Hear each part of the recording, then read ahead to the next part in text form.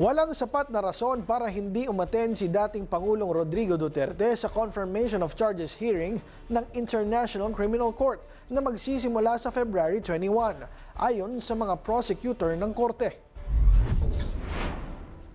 Diin ng prosekusyon, walang karapatan si Duterte na basta na lang i-excuse ang sarili sa pagdalo sa hearing at wala rin itong naipakitang sapat na dahilan para lumiban sa pagdinig.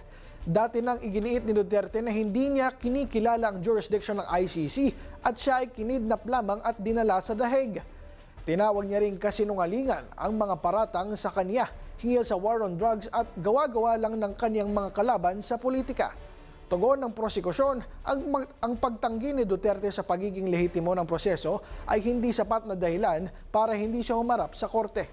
Dagdag pa ng ICC, physically at mentally fit si Duterte ayon sa pagsusuri ng mga independent medical expert. Nininaw ng ICC prosecutors na ICC judges pa rin ang magdedesisyon kung papayagan o hindi si Duterte na hindi dumalo sa pagdinig.